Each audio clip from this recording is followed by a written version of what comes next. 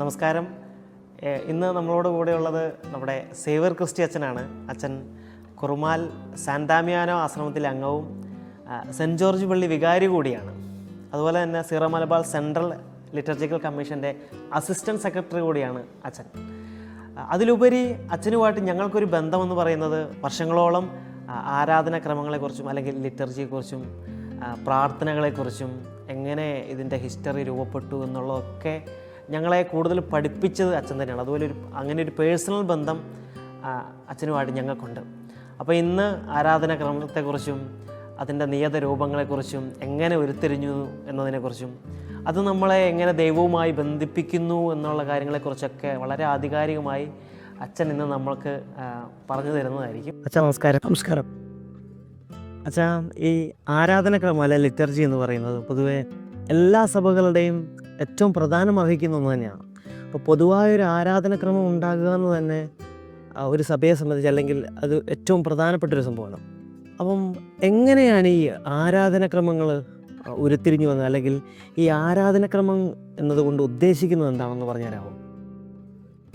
നമ്മൾ സ്ലീഹന്മാരുടെ നടപടി പുസ്തകത്തിലേക്ക് കടന്നു ചെല്ലുമ്പോൾ ആദിമ ക്രൈസ്തവ സമൂഹം അപ്പം മുറിക്കുന്നതിനും പ്രാർത്ഥിക്കുന്നതിനും ഒരുമിച്ച് കൂടിയിരിക്കുന്നതിനെക്കുറിച്ച് നമ്മൾ വായിക്കുന്നുണ്ട്.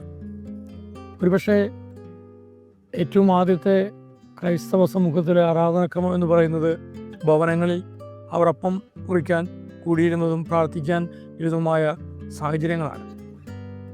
പിന്നീട് നമുക്കറിയാം, വിശ്വാസികളുടെ എണ്ണം വർദ്ധിച്ചപ്പോൾ അതിന് തക്കതായ സ്ഥാപനങ്ങൾ അല്ലെങ്കിൽ കെട്ടിടങ്ങൾ വേണ്ടി വന്നു. പിന്നീട് പതുക്കെ നമുക്കറിയാം വലിയ വലിയ ദേവാലയങ്ങൾ രൂപപ്പെടുത്തുന്ന രീതിയിലേക്ക് ചരിത്രം പരിശോധിക്കുമ്പോൾ നമുക്ക് മനസ്സിലാക്കാനായിട്ട് സാധിക്കും.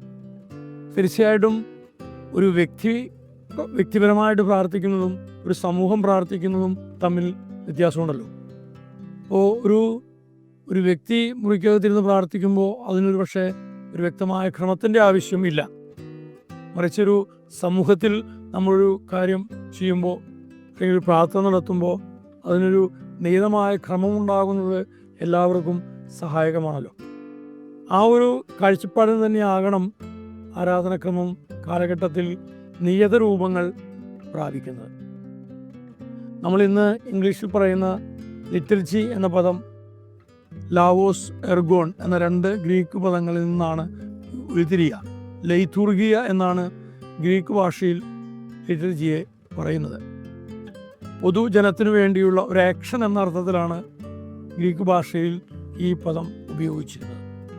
പിന്നീട് ആ പദം ക്രിസ്തീയ സമൂഹത്തിലെ ആരാധനയെ സൂചിപ്പിക്കുന്ന പദമായിട്ട് ഉരുത്തിരിഞ്ഞു എന്നുള്ളതാണ് അതിൻ്റെ പദോൽപത്തിയുടെ ഭാഗമെന്ന് വേണമെങ്കിൽ നമുക്ക് പറയാവുന്ന കാര്യമാണ്. സഭ വളർന്നപ്പോൾ, വിശ്വാസികളുടെ എണ്ണം കൂടിയപ്പോൾ തീർച്ചയായിട്ടും നമുക്കറിയാം വ്യത്യസ്തമായ ചിന്തകൾ, വ്യത്യസ്തമായ വ്യാഖ്യാനങ്ങളൊക്കെ ക്രിസ്തു സംഭവത്തിനെക്കുറിച്ച് തീർച്ചയായിട്ടും ഉരുത്തിരിഞ്ഞു. ക്രിസ്തുവിനെക്കുറിച്ചും ക്രിസ്തുവിൻ്റെ അസ്തിത്വത്തെക്കുറിച്ചുമൊക്കെ. അപ്പോൾ തീർച്ചയായിട്ടും ഇത്തരത്തിലുള്ള വ്യത്യസ്തമായ അഭിപ്രായങ്ങളും വ്യത്യസ്തമായ ചിന്തകളുമൊക്കെ ഉരുത്തിരിഞ്ഞപ്പോൾ സഭയുടെ ഔദ്യോഗികമായ ചിന്ത, ദൈവശാസ്ത്രം, ഔദ്യോഗികമായ രീതി എന്താണെന്നൊക്കെ നിർവചിക്കേണ്ടത് ആവശ്യമായിട്ട് വന്നു എന്ന് നമ്മൾ ചരിത്രത്തിൽ നിന്ന് മനസ്സിലാകുന്നുണ്ടല്ലോ. ആ ഒരു ബാക്ക്ഗ്രൗണ്ട് തന്നെയാണ് ആരാധനാക്രമവും നിയത രൂപത്തിലേക്ക് വളരുന്നതിനായിട്ട് പ്രേരിപ്പിച്ച സംഗതി. കാരണം ആദിമകാലങ്ങളിലൊക്കെ തന്നെ ആരാധനാക്രമമാണ് ക്രിസ്തീയ ദൈവശാസ്ത്രത്തിൻ്റെ അടിസ്ഥാനമായിട്ട് കണ്ടെത്തിയത്. എന്ന് പറഞ്ഞാൽ ദൈവശാസ്ത്രങ്ങളൊക്കെ ആദിമ നൂറ്റാണ്ടുകളിൽ വികസിച്ചത് എങ്ങനെയാണോ മനുഷ്യൻ പ്രാർത്ഥിച്ചിരുന്നത്, ആ പ്രാർത്ഥനയിൽ എന്താണോ പറഞ്ഞിരുന്നത്, അതിൽ നിന്നാണ് ദൈവശാസ്ത്രങ്ങൾ രൂപം കൊണ്ടത്. അപ്പോൾ തീർച്ചയായിട്ടും ദൈവശാസ്ത്രത്തിൻ്റെ അടിസ്ഥാനമായ സ്രോതസ്സ് ആരാധനയായിരുന്നതുകൊണ്ട് ആരാധനാക്രമങ്ങളിൽ ഈ നിയതമായ രൂപവും ഭാവവും രൂപപ്പെടുത്തേണ്ടത് ആവശ്യമായിട്ട് വന്നു. അത് കാലങ്ങളിൽ, സമയങ്ങളിൽ, ദേശങ്ങളിൽ വ്യത്യസ്തമായ രീതിയിൽ അവരുടെ സംസ്കാരവുമായി കൂടിച്ചേർന്ന്, അവരുടെ ചിന്താരീതികളുമായി കൂടിച്ചേർന്ന് വ്യത്യസ്തമായ ആരാധനാക്രമ രൂപങ്ങൾ അല്ലെങ്കിൽ ആരാധനാക്രമങ്ങൾ രൂപപ്പെട്ടു എന്ന് വേണമെങ്കിൽ നമുക്ക് പറയാവുന്നതാണ്. ഇന്ന് നമുക്കറിയാം സാർവത്രിക സഭയിൽ 6 ആരാധനക്രമ കുടുംബങ്ങളാണ് നിലവിലുള്ളത്. പാശ്ചാത്യ സഭ അല്ലെങ്കിൽ റോമൻ സഭ എന്ന് പറയുന്ന സഭയുടെ ആരാധനാക്രമവും അതിനെ ലത്തീൻ ആരാധനാക്രമം എന്ന് പറയും. കാരണം അവരുടെ ഔദ്യോഗിക ഭാഷ ആരാധനാക്രമത്തിൽ ലത്തീൻ ആയിരുന്നതുകൊണ്ട് ലത്തീൻ ആരാധനാക്രമം എന്ന് പറയുന്നത്. ബാക്കി 5 ആരാധനാക്രമങ്ങളും പൗരസ്ത്യ ആരാധനാക്രമങ്ങളായിട്ടാണ് നമ്മൾ കാണുക. ബൈസന്റൈൻ ആരാധനാക്രമം, അന്ത്യോക്യൻ ആരാധനാക്രമം, അലക്സാണ്ട്രിയൻ ആരാധനാക്രമം, അർമേനിയൻ ആരാധനാക്രമം, കാൽദായ ആരാധനാക്രമം അല്ലെങ്കിൽ പൗരസ്ത്യ സുറിയാനി ആരാധനാക്രമം എന്നാണ് ഇതിന് പറയുക. ഈ ആരാധനാക്രമങ്ങളെല്ലാം അടിസ്ഥാനപരമായി രൂപം കൊണ്ട പട്ടണങ്ങളെയോ ദേശങ്ങളെയോ കേന്ദ്രീകരിച്ചാണ് ഇവയ്ക്കെല്ലാം പേരുകൾ ഉണ്ടാകുന്നത്. അതുപോലെ തന്നെ അത് ഉപയോഗിച്ചിരുന്ന ഭാഷകളും ഈ ആരാധനാക്രമത്തിന് പേര് വരുന്നതിൽ വളരെയധികം സഹായിച്ചിട്ടുണ്ട്. നമുക്കറിയാം, കേരളത്തിൽ നമുക്ക് 3 കത്തോലിക്ക സഭകളാണ് ഉള്ളത്. റോമൻ സഭ അല്ലെങ്കിൽ ലത്തീൻ സഭ, സീറോ മലബാർ സഭ, സീറോ മലങ്കര സഭ. 3 ആരാധനാക്രമങ്ങളുടെയും അടിസ്ഥാനം എന്ന് പറയുന്നത് ഈശോയുടെ രക്ഷാകര സംഭവങ്ങളും വരാനിരിക്കുന്ന അന്ത്യവിധിയും വരാനിരിക്കുന്ന കർത്താവിൻ്റെ വരവും ഒക്കെ തന്നെയാണ് എല്ലാ ആരാധനാക്രമങ്ങളിലും നമ്മൾ ആഘോഷിക്കുന്നത്. പക്ഷേ ഈ ഒരു ആഘോഷം എന്ന് പറയുമ്പോൾ അതിനെ വ്യത്യസ്തമായ സാഹചര്യങ്ങളിലും വ്യത്യസ്തമായ കാലങ്ങളിലുമൊക്കെ അതിന് രൂപഭാവങ്ങളിൽ വ്യത്യാസമുണ്ട് നമുക്കറിയാം. ഇപ്പോൾ നമ്മുടെ നാട്ടിൽ തന്നെ ഒരു ഉത്സവം ആഘോഷിക്കുന്നത് ഒരു ദേശത്ത് ആഘോഷിക്കുന്നത് പോലെയല്ല മറ്റൊരു ദേശത്ത് ആഘോഷിക്കുന്നത്.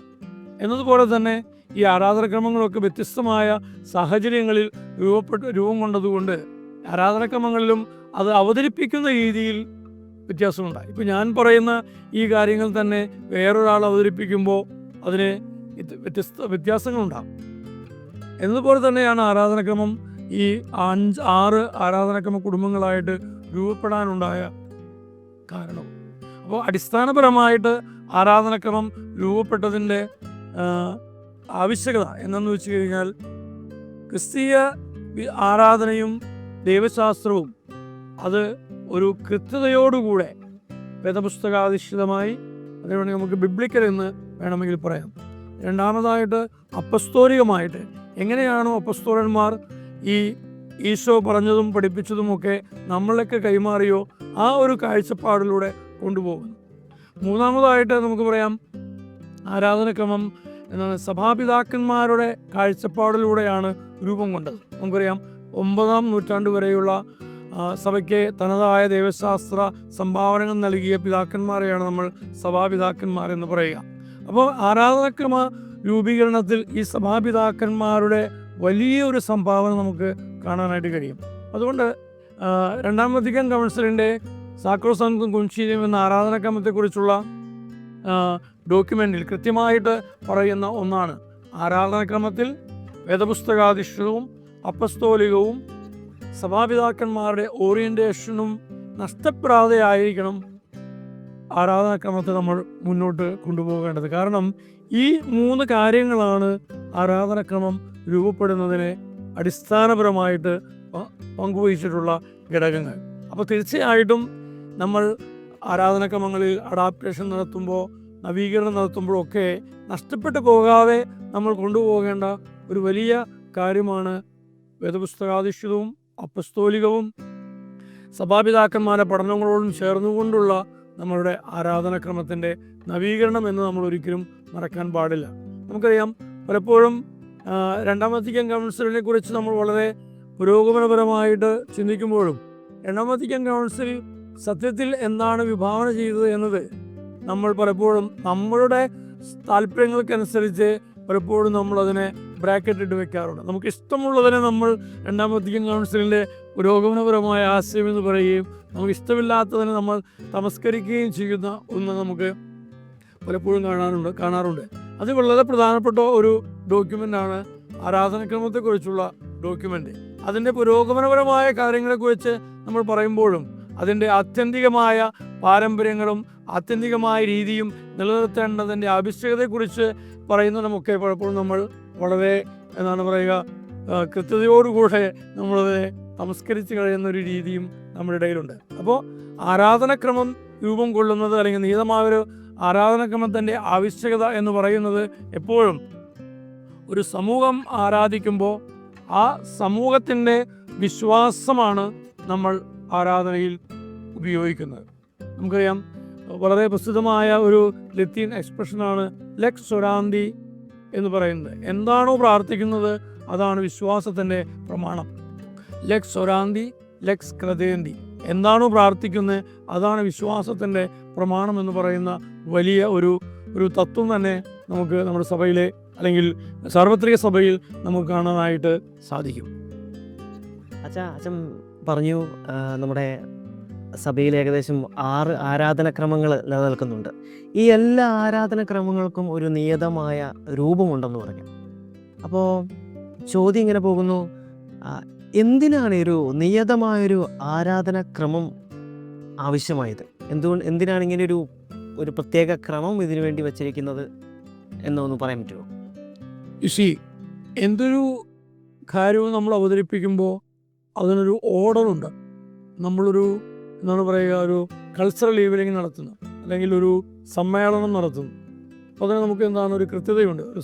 ഒരാൾ സ്വാഗതം പറയുന്നു, അത് കഴിഞ്ഞാൽ അധ്യക്ഷ പ്രസംഗം, ഉദ്ഘാടന പ്രസംഗം, അത് കഴിഞ്ഞ് ആശംസകൾ, അത് കഴിഞ്ഞ് നന്ദി പ്രകടനം എന്നതുപോലെ തന്നെയാണ് ഒരു ആരാധനക്രമം എന്ന് പറയുമ്പോൾ അതൊരു സമൂഹത്തിലാണ് നമ്മൾ നടത്തുന്നത്.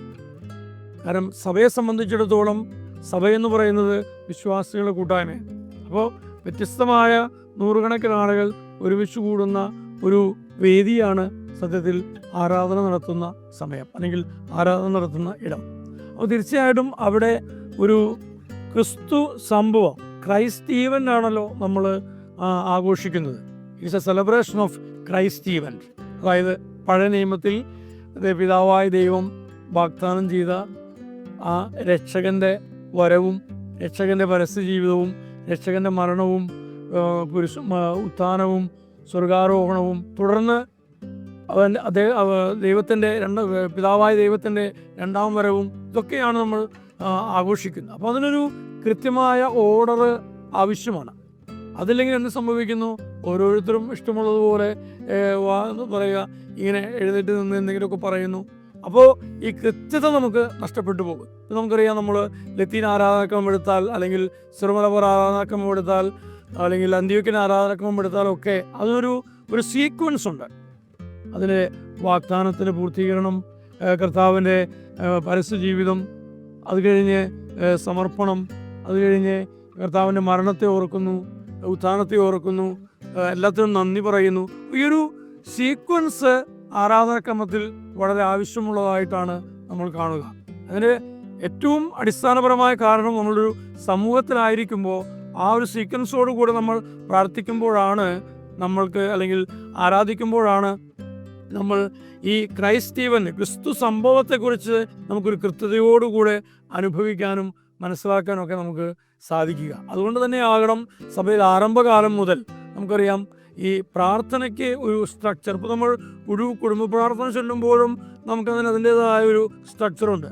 പലപ്പോഴും നമുക്കറിയാം പൊതുവായിട്ട് ഓരോ കുടുംബത്തിനും ഒരു കുടുംബ പ്രാർത്ഥനയുടെ സ്ട്രക്ചറുണ്ട്. എന്തിനു വേണ്ടിയാണ്? അത് ആ കുടുംബത്തിലെല്ലാവരും ഒരുമിച്ച് കൂടുമ്പോൾ ഒരു കൃത്യതയോടുകൂടെ പ്രാർത്ഥിക്കാൻ വേണ്ടിയാണ്. അതുപോലെ തന്നെയാണ് വലിയ സമൂഹമായിട്ട് ഇടവക പള്ളികളിലോ അല്ലെങ്കിൽ വലിയ പള്ളികളിലോ നമ്മൾ ആരാധനയ്ക്കായിട്ട് ഒരുമിച്ച് കൂടുമ്പോൾ അതിനൊരു കൃത്യതയോടുകൂടിയുള്ള ഒരു ഓർഡർ ഉണ്ടാകുക എന്നതാണല്ലോ ക്രമം എന്ന് പറയുന്നതിൻ്റെ ആ വ്യംഗ്യം തന്നെ അതാണ്, ഒരു കൃത്യത ഉണ്ടാകുക എന്നാണല്ലോ. അതുകൊണ്ട് തന്നെയാണ് ആരാധനയ്ക്കൊരു ക്രമം ഉണ്ടാകണമെന്ന് ആദിമകാലം മുതലേ സഭയിലെ ഒരു ആശയം ഉരുത്തിരിഞ്ഞതും. അതുകൊണ്ട് തന്നെയാണ് എല്ലാ സഭാ സമൂഹങ്ങൾക്കും അവരുടേതായ ഒരു ക്രമം രൂപപ്പെട്ടു വന്നതും.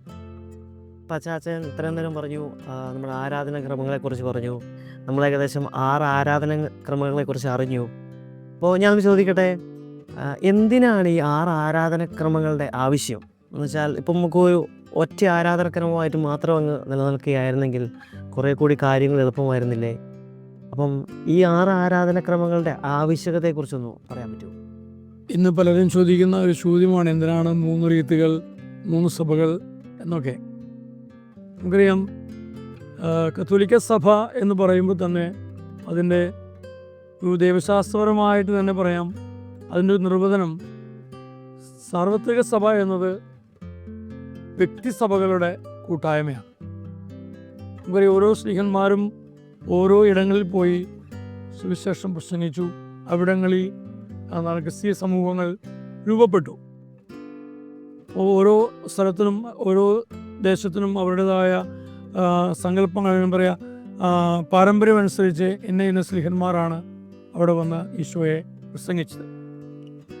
ഭാരതത്തെ സംബന്ധിച്ചിടത്തോളം ഭാരതത്തിൽ തോമസ് ലീഹ വന്ന് സുവിശേഷം പ്രസംഗിച്ചു എന്നാണ് നമ്മൾ പരമ്പരാഗതമായിട്ട് വിശ്വസിക്കുന്നതും.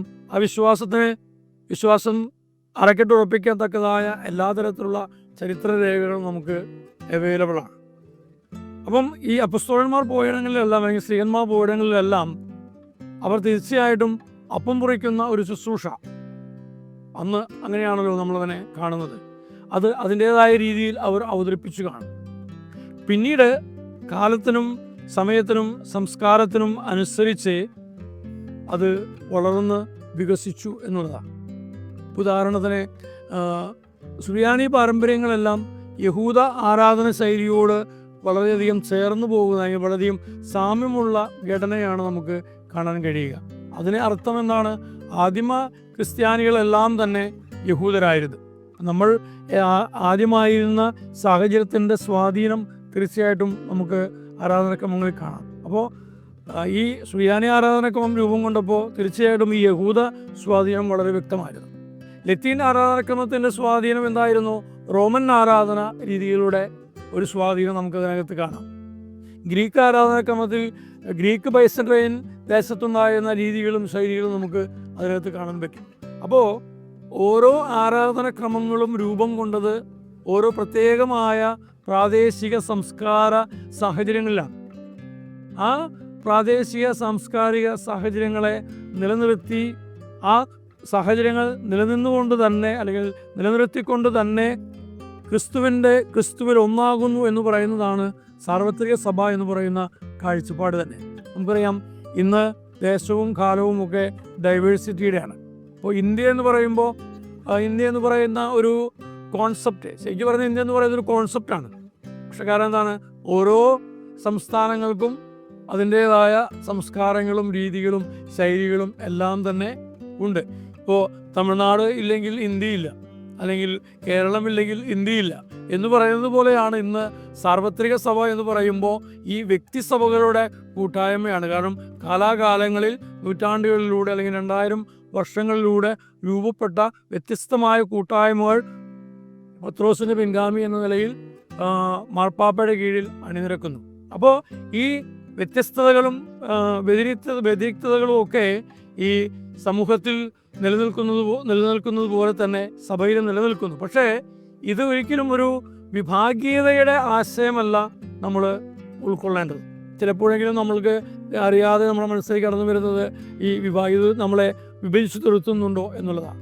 സത്യത്തിൽ സഭയുടെ മനോഭാവം അനുസരിച്ച് അല്ലെങ്കിൽ സഭ മുന്നോട്ട് വയ്ക്കുന്ന ദൈവശാസ്ത്രം അനുസരിച്ച് ഇതൊരിക്കലും ഒരു വിഭാഗീയതയുടേതല്ല, മറിച്ച് വ്യത്യസ്തമായ സാഹചര്യങ്ങളെ കൂടിച്ചേരലിൻ്റെതാണ്. അതുകൊണ്ടാണ് നമ്മളെപ്പോഴും പറയുന്നത് യൂണിറ്റി ഇൻ ഡൈവേഴ്സിറ്റി എന്ന് പറയുന്ന ഒരു കോൺസെപ്റ്റ് തന്നെ. സാർവത്രിക സഭ എന്ന് പറയുന്നത് അതാണ്. ഓരോ വ്യത്യസ്തമായ രീതികളും ശൈലികളും ഭാഷകളും, അല്ലേ?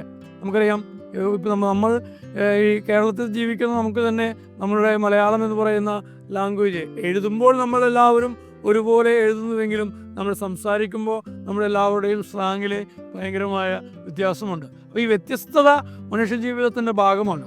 അത് ആരാധനയിലും നമുക്ക് കാണാം. അതെല്ലാ സമുദായങ്ങളിലും അല്ലെങ്കിൽ എല്ലാ മതങ്ങളിലും ഈ വ്യത്യസ്തതകൾ രൂപപ്പെട്ടിട്ടുണ്ട്. അതിന് ഭാഷയും സംസ്കാരവും ഒക്കെ സ്വാധീനിക്കപ്പെട്ട ഘടകങ്ങളായിട്ടാണ് നമ്മളതിനെ മനസ്സിലാക്കുക. അപ്പോൾ നമ്മൾ വ്യത്യസ്തമായ ആരാധനക്രമങ്ങൾ ഇല്ലാതാക്കി ഒരു ആരാധനക്രമത്തിലേക്ക് വരിക എന്നതിനേക്കാട്ടിലുപരിയായിട്ട് വ്യത്യസ്തമായ ആരാധനക്രമങ്ങളെ നിലനിർത്തിക്കൊണ്ട് തന്നെ നമ്മൾ ക്രിസ്തുവിൽ ഒന്നാണെന്ന് അനുഭവിച്ചുകൊണ്ട് ജീവിക്കുക എന്നുള്ളതാണ് സത്യത്തിൽ ഇന്നിൻ്റെ ഏറ്റവും വലിയ പ്രസക്തിയായിട്ട് കാണുന്നത്. അതുകൊണ്ടാണ് വ്യത്യസ്തമായ കത്തോലിക്ക റീത്തുകൾ ഒരുമിച്ച് കൂടുമ്പോൾ ആ വ്യത്യസ്തമായ രീതികളിലുള്ളവർ അവരവരുടേതായ ആരാധനക്രമ വസ്ത്രം ധരിക്കുന്നു.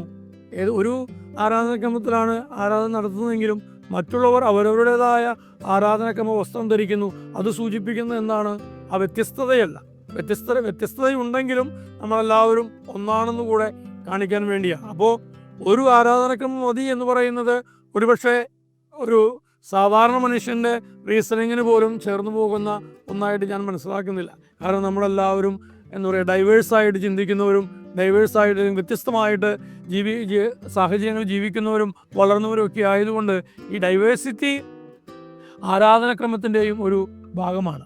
ശരിക്കും ഈ ആരാധനാക്രമത്തിൻ്റെ ദൈവശാസ്ത്രങ്ങൾ നമ്മൾ വിശകലനം ചെയ്യുമ്പോൾ നമുക്ക് കൃത്യമായിട്ട് മനസ്സിലാക്കാൻ പറ്റും മനുഷ്യൻ എങ്ങനെയാണ് വ്യത്യസ്തമായിട്ട് വേദപുസ്തകത്തെയും അപ്പസ്തോലിക പാരമ്പര്യങ്ങളെയും സഭാപിതാക്കന്മാരെയൊക്കെ മനസ്സിലാക്കിയതും കണ്ടിരുന്നതുമെന്ന്.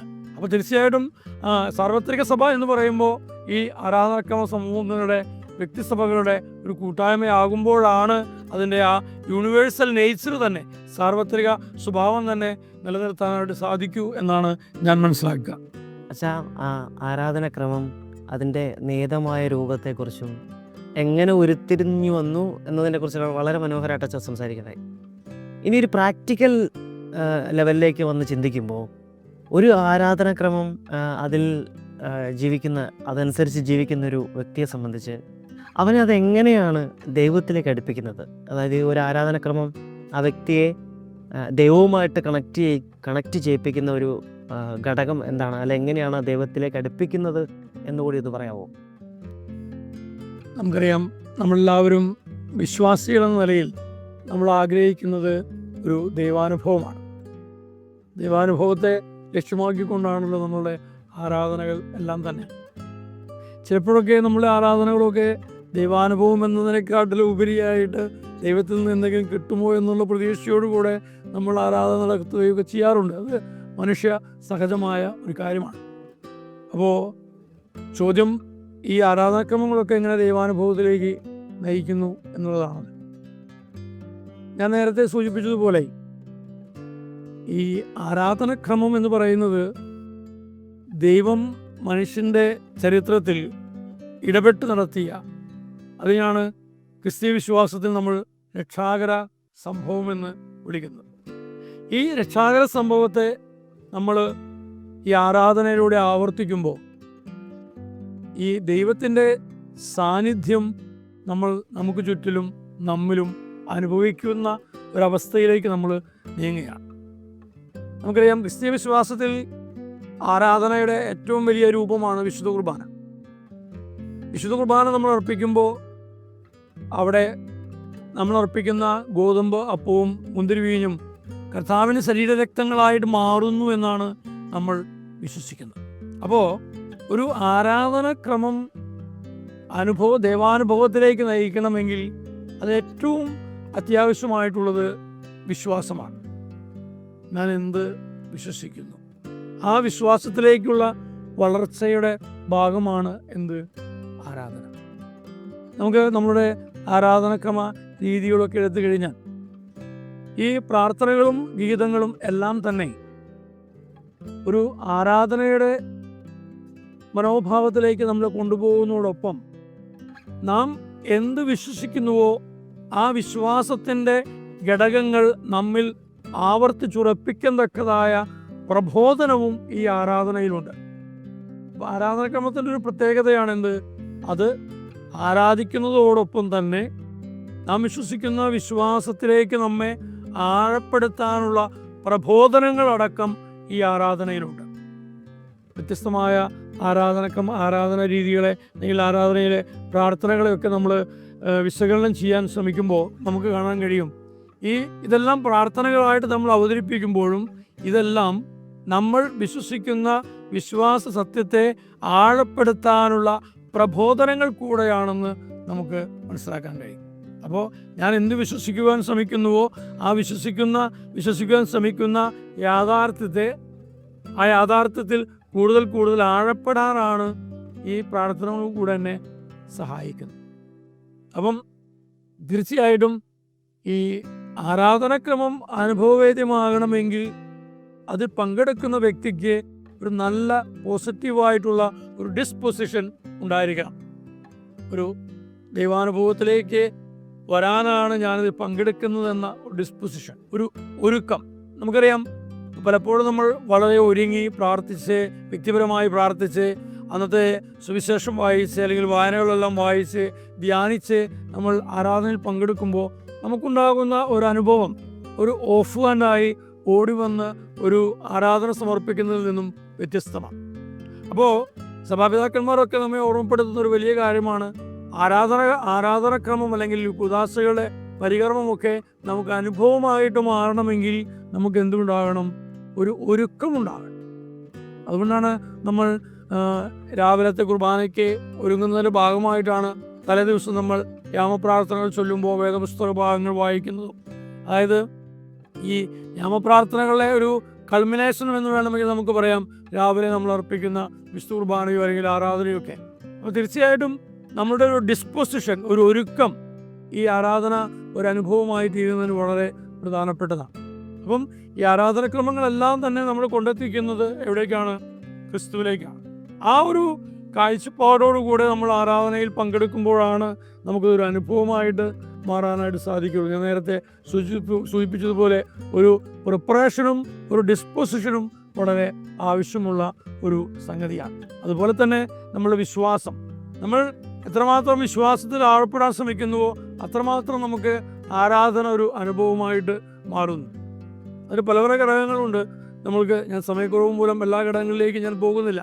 അത് വളരെ വളരെ പ്രധാനപ്പെട്ട ഒന്നാണ്. നമ്മൾ ആരാധന നടത്തുന്ന മാറ്ററുകൾ എഴുതിയിരിക്കുന്ന പുസ്തകത്തിലേക്ക് നമ്മൾ ശ്രദ്ധിക്കുന്നു.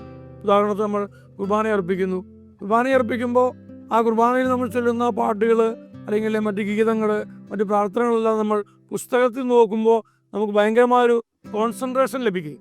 അതല്ലെങ്കിൽ നമ്മൾ വളരെ വെറും ഓൺ ലുക്കേഴ്സിനെ പോലെ, കാഴ്ചക്കാരെ പോലെ നമ്മൾ മാറുന്നു എന്നുള്ളതാണ്. അതുകൊണ്ടാണ് രണ്ടാം വത്തിക്കാൻ കൗൺസിൽ എപ്പോഴും നമ്മളോട് ആവശ്യപ്പെടുന്ന അല്ലെങ്കിൽ ആഹ്വാനം ചെയ്യുന്നത് സജീവമായ ഭാഗഭാഗിത്വത്തിലൂടെ മാത്രമേ ആരാധനക്രമത്തിലൂടെ ദൈവാനുഭവത്തിലേക്ക് പ്രവേശിക്കാനായിട്ട് സാധിക്കൂ എന്ന് രണ്ടാം വത്തിക്കാൻ കൗൺസിൽ നമ്മളെ പഠിപ്പിക്കുന്നുണ്ട്. എന്താണ് സജീവമായ ഭാഗഭാഗിത്വം? ആദ്യം മുതൽ അവസാനം വരെ വളരെ അക്ഷരശ അതിനകത്ത് ഫോളോ ചെയ്യുന്ന ഒരു കോൺസെൻട്രേഷൻ നമുക്ക് ഉണ്ടാകേണ്ടത് ആവശ്യമാണ്. പ്രാർത്ഥനകളും ഗീതങ്ങളും അർത്ഥം അറിഞ്ഞുകൊണ്ട് മനസ്സിലാക്കിക്കൊണ്ട് ആലപിക്കാനും പ്രാർത്ഥിക്കാനും നമ്മൾ ശ്രമിക്കുമ്പോഴാണ് നമ്മൾ സജീവമായിട്ട് പങ്കെടുക്കുന്നവരാകുക. അപ്പോൾ ആരാധനക്രമങ്ങളെല്ലാം സജീവമായ ഭാഗഭാഗിത്വം ഉണ്ടെങ്കിൽ മാത്രമാണ് ഒരു അനുഭവത്തിലേക്ക് നമുക്ക് എത്തിച്ചേരാനായിട്ട് സാധിക്കുകയുള്ളൂ. കാരണം ഈ വോക്കലായിട്ടുള്ള നമ്മൾ വാഗൊണ്ട് ഏറ്റുപറഞ്ഞ് പ്രാർത്ഥിക്കുന്നതിൽ നിന്നാണ് നമ്മൾ പതുക്കെ അതിൻ്റെ വളർച്ചയുടെ ആ ഒരു അവസാന ഘട്ടത്തിലാണ് നമ്മൾ ഒരു കോണ്ടംപ്ലേറ്റീവ് ശൈലിയിലേക്ക് അല്ലെങ്കിൽ നമ്മൾ നിശബ്ദതയിൽ മൗനത്തിൽ ദൈവത്തെ അനുഭവിക്കുന്നതിലേക്ക് കടന്നു വരുന്നതിൻ്റെ തുടക്കമാണ് സത്യത്തിൽ ദീർഘമായ പ്രാർത്ഥനകൾ, വാചികമായ പ്രാർത്ഥനകൾ, ഗീതങ്ങൾ എല്ലാം തന്നെ. അപ്പോൾ ഇതെല്ലാം ഒന്നിനെ എന്ന് പറയാം ചേർന്ന് പോകുന്ന ഒരു ചങ്ങല പോലെ കൂട്ടിയോജിപ്പിച്ച് പോകേണ്ടുന്നൊരു വസ്തുതയാണ്. എങ്കിൽ മാത്രമേ ആരാധനാക്രമം എന്താവുകയുള്ളൂ? ഒരു അനുഭവമായിട്ട് മാറുകയുള്ളൂ. അപ്പോൾ ആരാധനാക്രമം അനുഷ്ഠിക്കുന്ന വ്യക്തി, ഒരു കാർമ്മികൻ, വൈദികൻ വിശുദ്ധ കുർബാന അർപ്പിക്കുമ്പോൾ ആ കുർബാന അർപ്പിക്കുന്ന രീതിയും ശൈലിയും അതിൻ്റെ ടോണും ഒക്കെ തന്നെ ഒരു ഭക്തിയും വിശ്വാസവും ജനിപ്പിക്കുന്ന രീതിയിലാകണം.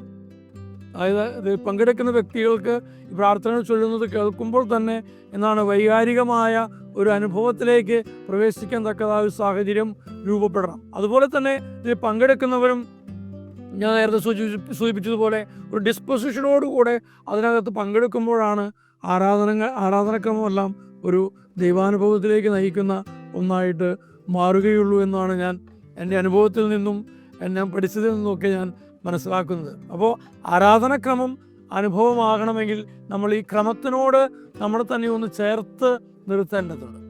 നമ്മളതിൻ്റെ ഭാഗമായി മാറേണ്ടതുണ്ട്. അതിൽ നമ്മൾ അസിമുലേറ്റ് ചെയ്യേണ്ടതുണ്ട്. ഇതെല്ലാം കൂടി ചേരുമ്പോഴാണ് രണ്ടാം വത്തിക്കാൻ കൗൺസിൽ പറയുന്ന സജീവ ഭാഗഭാഗിത്വം എന്ന് പറയും. നമ്മളൊരു ഉത്സവം കാണാൻ പോകുമ്പോൾ നമുക്ക് പലതരത്തിലതിൽ കാണാം. ഒന്ന്, നമ്മൾ അകലെ നിന്ന് നമ്മൾ നോക്കി കാണുന്നു, മേളം നടത്തുന്നവർ മേളം നടത്തും, നമുക്ക് അതിനകത്ത് യാതൊരു തരത്തിലുള്ള ഭാഗഭാഗിത്വമില്ല. മറ്റൊരു കൂട്ടർ എന്ത് ചെയ്യുന്നു? ആ മേളത്തിനനുസരിച്ച് എന്താണ് തുള്ളുന്നു, ആടുന്നു, പാടുന്നു. അപ്പോൾ അവർക്ക് ഈ അത് കഴിഞ്ഞ് പോരുമ്പോൾ എന്ത് സംഭവിക്കുന്നു? അവർക്കതൊരു അനുഭവമാകുന്നു. അവർ കുറച്ച് കഴിയുമ്പോഴും പറയുന്നത് ആ ഉത്സവം അല്ലെങ്കിൽ ആ ആഘോഷം വളരെ അനുഭവം, ഇന്നും നമ്മളത് ഓർക്കുന്നു എന്ന് പറയുന്നു. എന്നതുപോലെ തന്നെയാണ് ഒരു പക്ഷേ ഉദാഹരണങ്ങളിലെല്ലാം അതിൻ്റെതായ ലിമിറ്റേഷൻസ് ഉണ്ട്. എന്നതുപോലെ തന്നെയാണ് നമ്മൾ വിശുദ്ധ കുർബാനയിൽ നമ്മൾ സജീവമായി പങ്കെടുക്കുമ്പോൾ നമുക്ക് അനുഭവമായിട്ട് മാറുന്നു. ചിലരൊക്കെ പറയുന്നത് പോലെ ഞാൻ അവിടെ അന്ന് കുർബാനയ്ക്ക് പോയപ്പോൾ അതൊരു അനുഭവമായി. ഗായക സംഘം നമ്മെ പാടാൻ സഹായിക്കുന്നു. കാർമ്മികൻ വളരെ ഭംഗിയായിട്ട് പ്രാർത്ഥനകൾ ചൊല്ലുന്നു. ജനങ്ങളെല്ലാവരും ഒത്തൊരുമിച്ച് പ്രാർത്ഥിക്കുന്നു. അപ്പോൾ ഇത്തരത്തിലുള്ളൊരു സജീവത നിലനിൽക്കുമ്പോഴാണ് നമുക്ക് ആരാധനക്രമത്തെ ഒരു അനുഭവമാക്കി മാറ്റാനായിട്ട് നമുക്ക് സാധിക്കുകയുള്ളൂ എന്ന് തന്നെയാണ് എൻ്റെ പരമായ വിശ്വാസം.